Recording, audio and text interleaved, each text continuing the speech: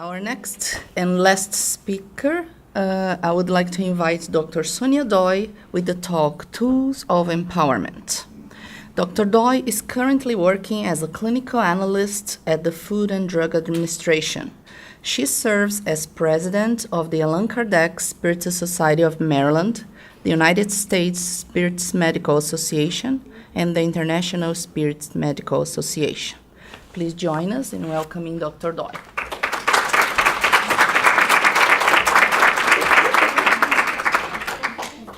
Hello, thank you so much for being here. And there is the good and bad of being the last speaker. The bad is that we become anxious when it's my time. And the good is that all the wonderful talks that preceded ours made all my life easier, so much easier. You're going to see. We never shared our presentations within the four speakers, but you're going to see, mine is the last one, you're going to see a lot of things that were common. And that's because when we get united in doing something good, God connects us so that we can contribute together, making a much better effect. So thank you all, speakers that preceded me.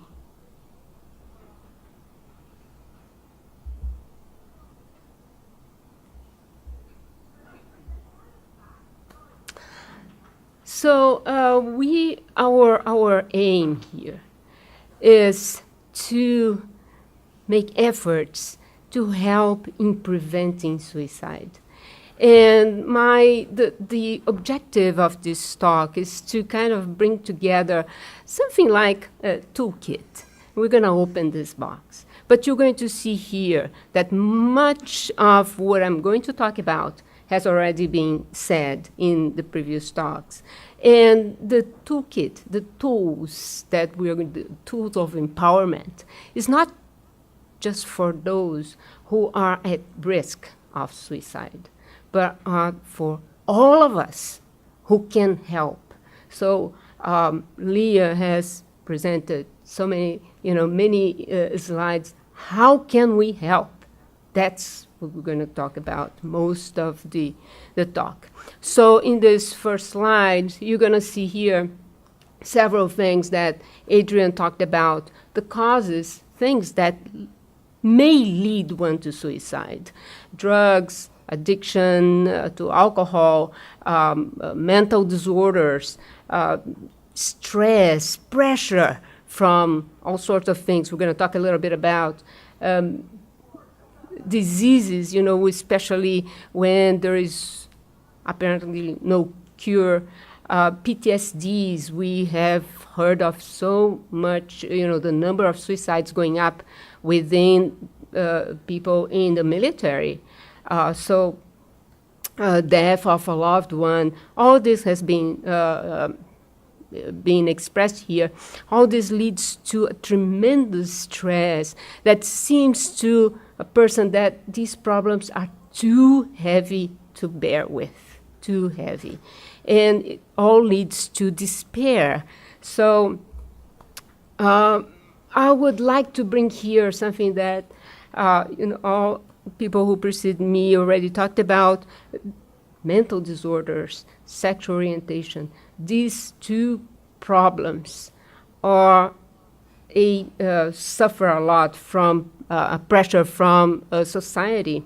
So we see here prejudice, intolerance, stigma. So these are things that suffer pressure from society. And we have to be mindful of it, because society are all of us together, collectively. So we all play a role. We have to be mindful of how are we playing a role here, and try to change. All types of stress may lead to suicidal ideation. So I mentioned before, PTSD, from war, from abuse, from accident. Sometimes a very bad accident can lead a person to be always kind of stressed and under distress, tremendous distress, violence.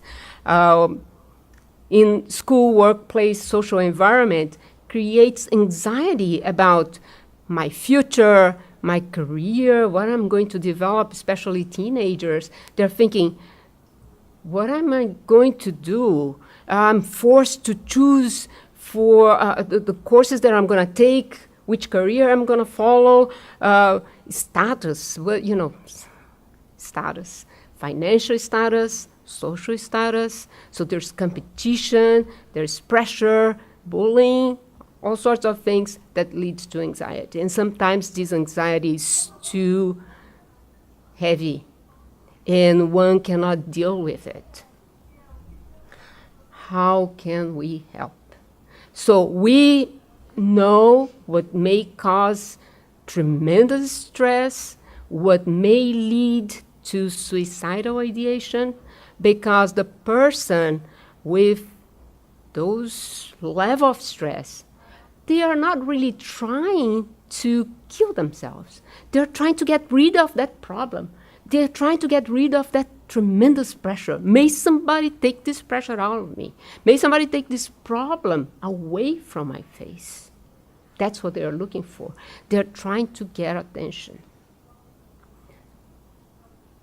Kirsten and Leah shared a little bit about, their ideas that sometimes pass through about suicide. I think if we actually ask everyone here, I think that the rate is much more than we ever thought, because as we were talking about this, as I was developing this, I remember that once in a lifetime, when I was about maybe, I was studying for med school, and one day I was really kind of getting depressed. I was studying so much, I was doing so much, and I always thought that my parents didn't care much for me.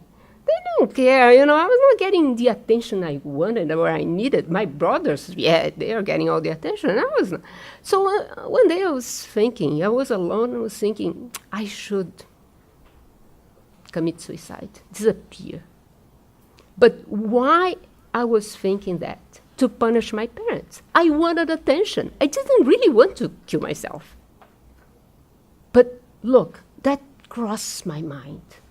The next minute, I think my guardian angel was there shaking me, because the next minute, I start having this picture of me being dead and my parents and everything around me, all the changes that would cause, the tremendous sadness that I was going to cause to my parents, to my family. And then I start to cry. I cried for about 2 hours. And that never crossed my mind again.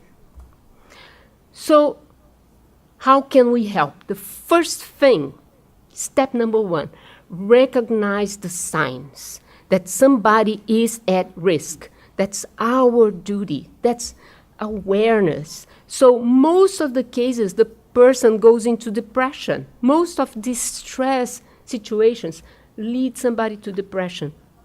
So the person starts to feel really sad, feeling hopeless, feeling nervous, anxious, or too worried about something.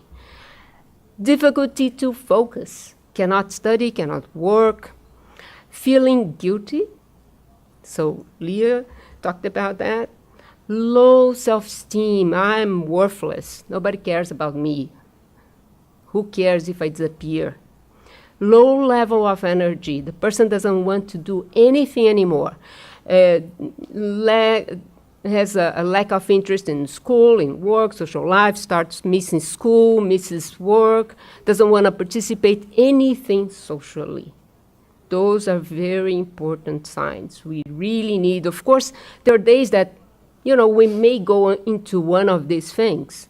1 day, 2 days, more than that, we need to pay attention. Whether we are parents, whether we are anybody in the family, co-worker, whatever, let's pay attention all this leads to isolation. We should not leave that person in isolation. We should grab them, try to help. So, second step, identify the lines of support.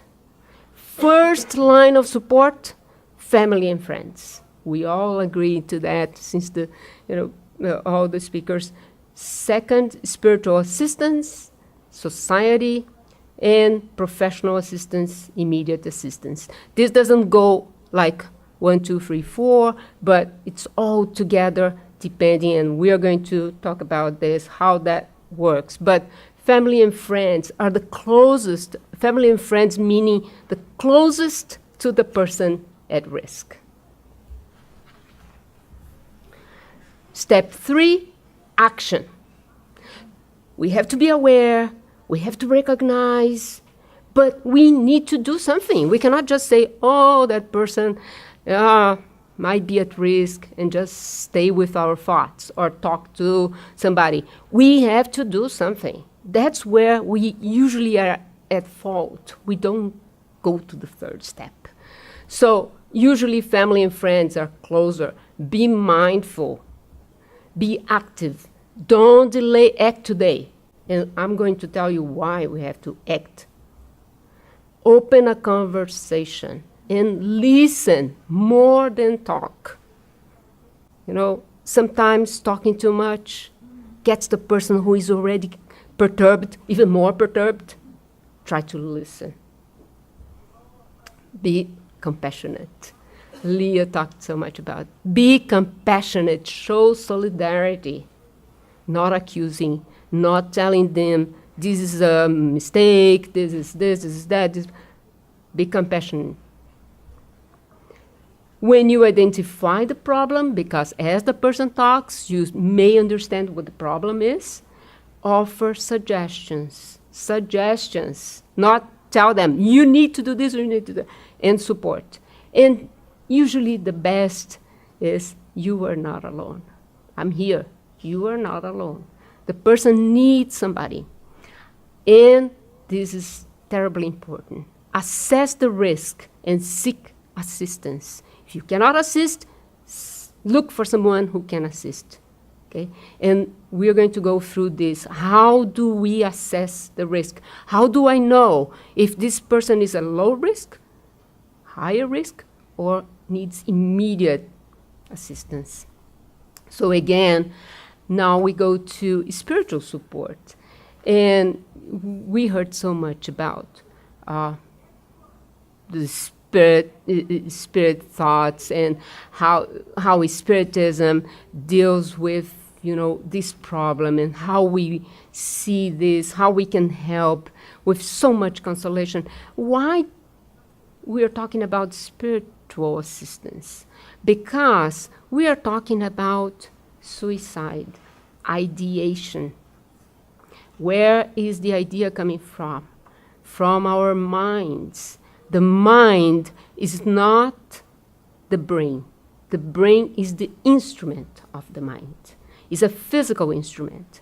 But the mind is a manifestation of the spirit that we are. So if there's something that we have, the first thing that we have to pay attention to is the mind, is the spirit. So that's why spiritual assistance is so important. There are several scientific papers that were published about the relationship between spirituality, religiosity, and how this can help. How is this so important in preventing suicide? Of course, I'm not going to tell you all about this. I just kind of browsed two articles here just as an example. There are many. This was an important paper that it was done with people who, especially here in this case, people who had at least attempted suicide or had ideation, and they were asked, there was a survey, what is the first thing you do? What was that you did when you had this ideation? And most of them answered that was they looked for health assistance. So health assistance. But most of the other type of assistance that they looked for included spiritual assistance and support from people, support from organized groups or non-organized groups. So it's very, very important that we realize that.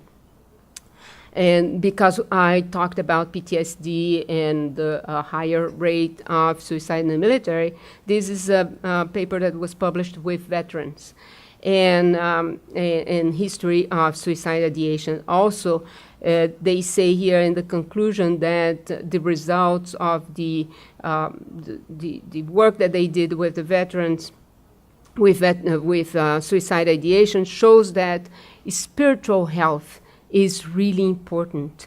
And at the end of this paper, they say we need to stress this more. We need to tell people that this is so important and try to include this as a tool to help in these cases. So when we talk about spirituality and religion, of course, when the person is already, at risk, we try everything that we can do to help. We try to bring them to spiritual assistance, no matter what religion they are, whatever they feel good about it, whatever they connect, whatever they feel that is good for them. But the best in prevention is when we prevent way before, not at the last minute, right? So spiritual education for children, so that when they get to the difficult time during teenage years, they are prepared. They have where to look for help. They have the boundaries. They have strength. And the best for raising that spiritual education in kids or in the youth family. And I put friends here because here we have a lot of people who are immigrants. And immigrants usually don't have many members of their family together. So who are our family? Our friends. So why is spiritual and religion so important? Because they raise faith. Faith brings consolation and enlightenment. One needs to understand the process. One needs to understand what am I here and what am I doing here? So that when I understand that, I know the value of life. So religion will bring the person through these steps of faith, raising faith, strengthening faith, consolation, bringing enlightenment, and that will increase the level of hope and purpose in life. Because we are here, this meeting is organized by Spiritists. Of course, as I said, every religion can do this, bring faith, raise faith, and bring consolation and all that. But I want to just bring out what we can do in Spiritism, in our Spiritist centers, so that we, as members of the Spiritist centers who receive people at risk or people who need, can come and look for us. So the first thing that we provide is this study. And by studying, we bring awareness, we bring enlightenment, the concepts that change perspective.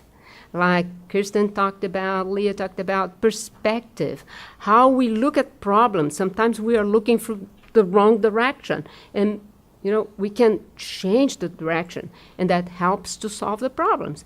Develop hope and strength. That's what studying leads us to understand the meaning of life and the human spiritual essence that we are. Spiritist centers, as in every religion, help us to pray and to pray for others, like Leah said, and to pray for ourselves, to strengthen our energy, our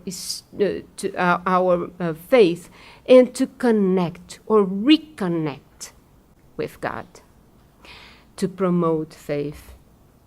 Fraternal assistance that we all offer to our members, which is an individual assistance to promote self-healing, because we don't actually change anything in the person, but we help the person to change themselves, to repurpose, to find a new purpose in life, and to empower them so that they can act, they can react, and change the path, the direction that they were.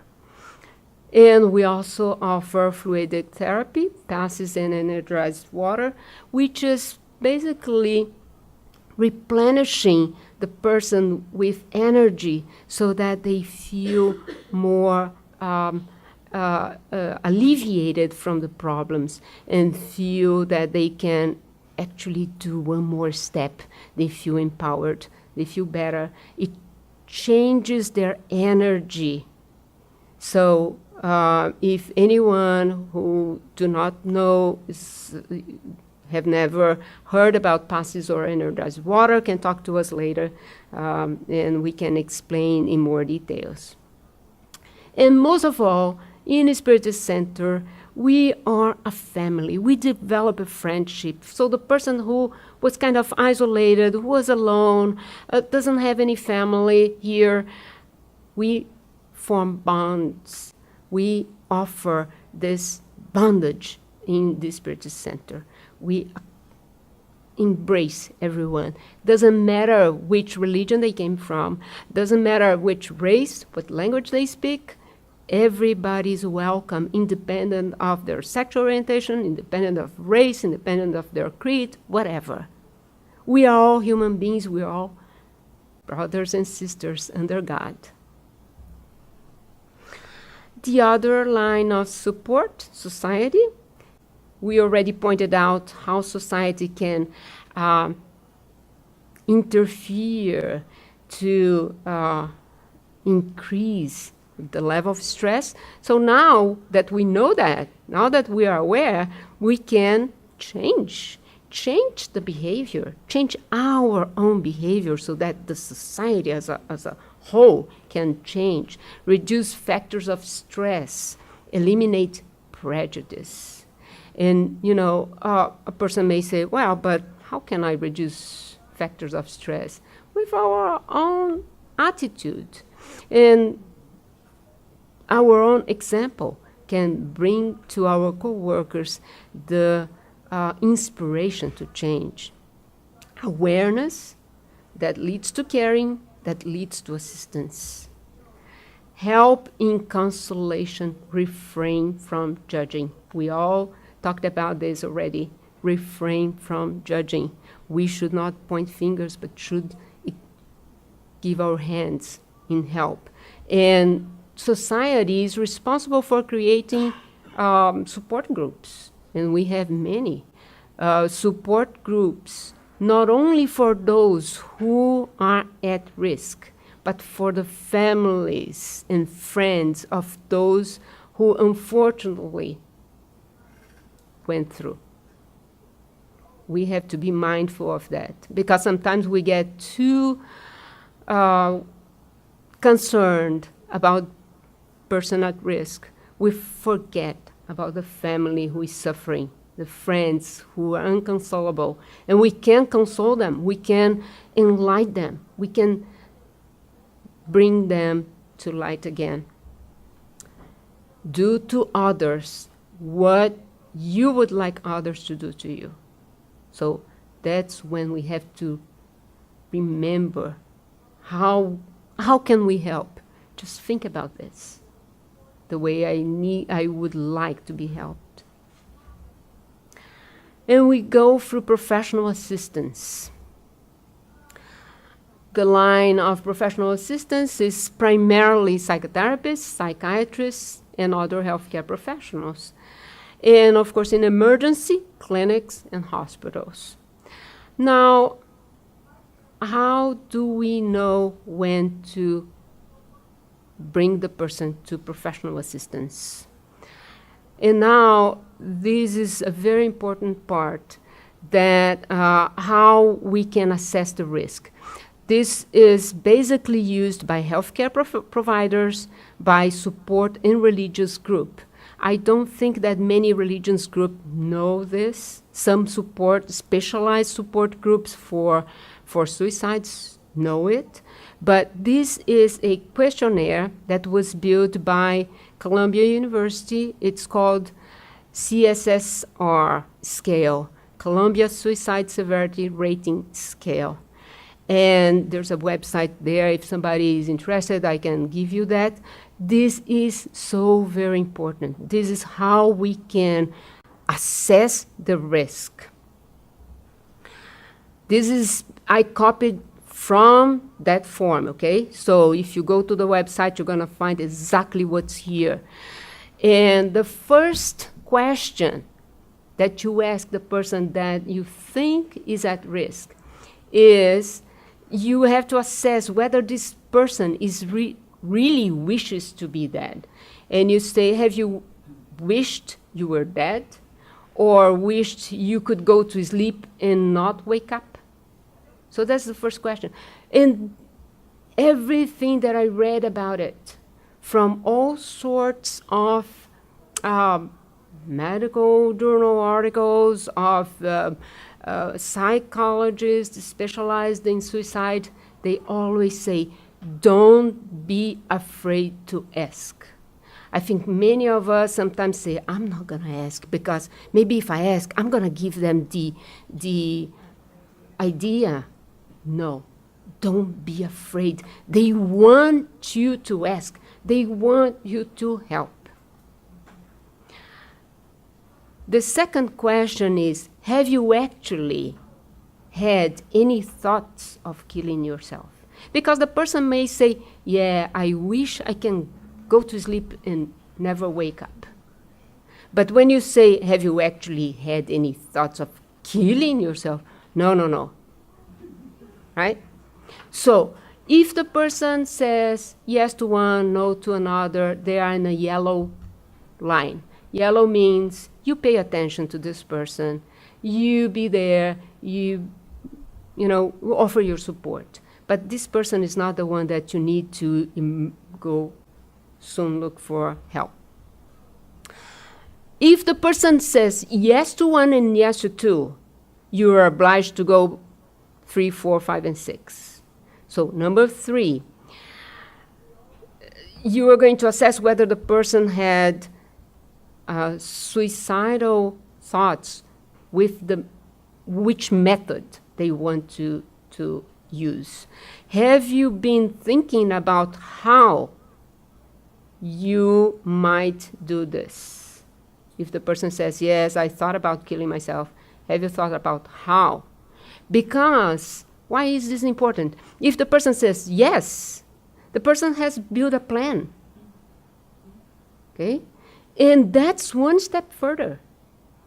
So that's orange there.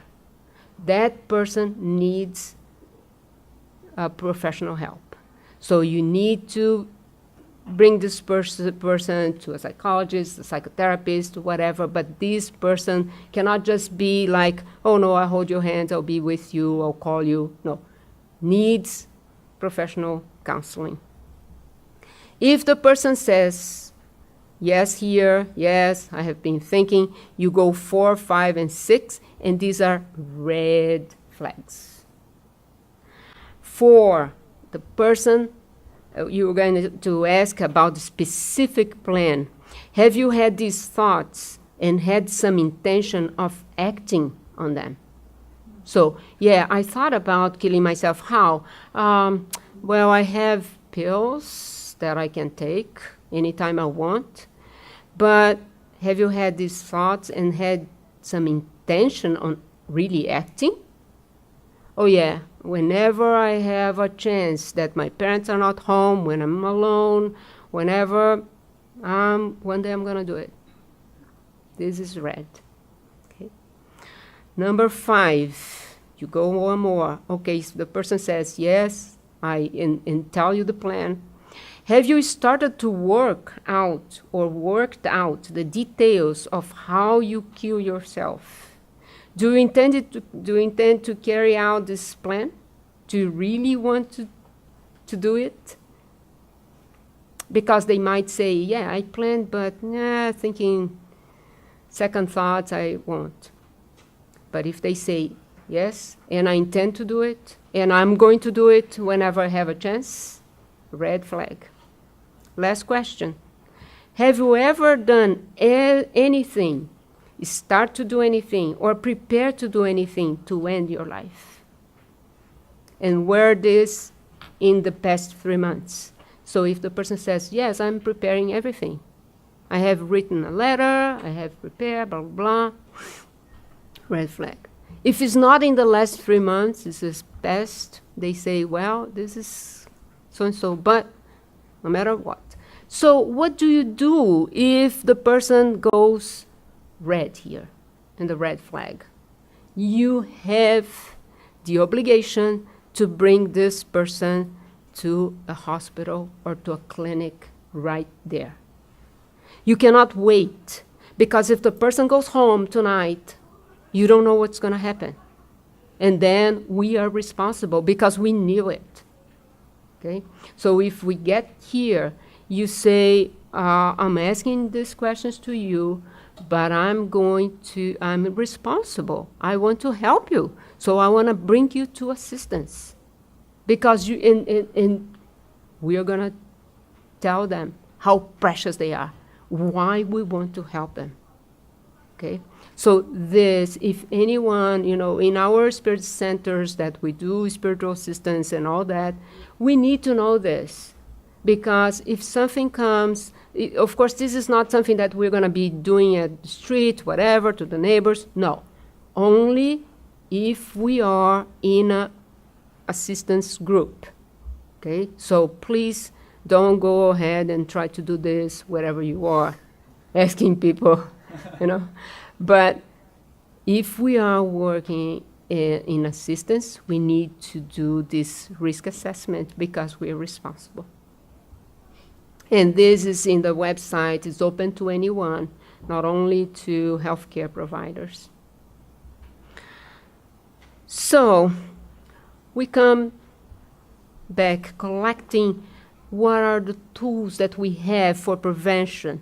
We talked about tools that we as a collective society can do to help, but what do we do with the person at risk of suicide?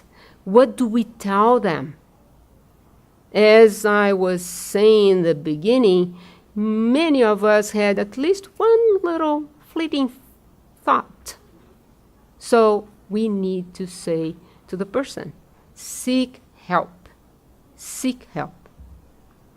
Don't isolate yourself. Do something good.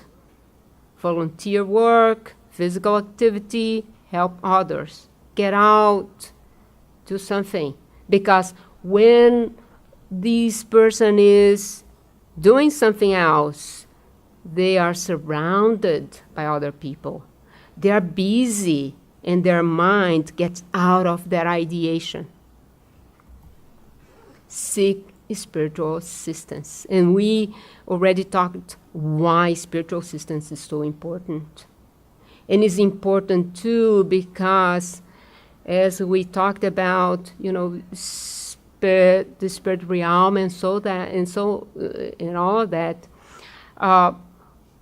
with our thoughts, we connect with the spirits in the same wavelength. So we want to change that wavelength to have good spirits at our side. So it's very important to look for spiritual assistance. And what we say to our brothers and sisters at risk. You are important. You are terribly important. You are not here by chance. There is a plan, there's a divine plan for each one of us. Your life is precious. And we can learn so much about it. All the books that Leah described here have so much enlightenment to tell us how important, how precious is this moment in life, is this experience in our body. You are an eternal spirit. The body goes, but we live. So the body will not take away the problems. The problems are in our mind, and the mind is the spirit, is with the spirit. You are not alone. What is happening to you now happens to others too. You are not the only person who are going through these difficult times. There is no problem without a solution. So for that person in despair, there's no solution. But there's no problem without a solution. There's always a solution. But the person is looking through the wrong perspective. We have to change that. We are here to help. That's our promise. That's our duty. So, as we all talked about, this is a teamwork. It's not just a work for family, not just for friends, not just for religious leaders or social groups, supporting groups. It's for every one of us. We all can help. We can help to enlighten the person. We can help as a community to bring support, to offer a hand, to share and feel the pain that the person is feeling. That way we can always share, decrease the pain for the person. And I just hope that we can all help, and that these thoughts, as our friends already told us in the beginning, can also be shared in the spirit realm with compassion, with love, because we understand that pain sometimes is too heavy to bear, but we are offering our support. Thank you.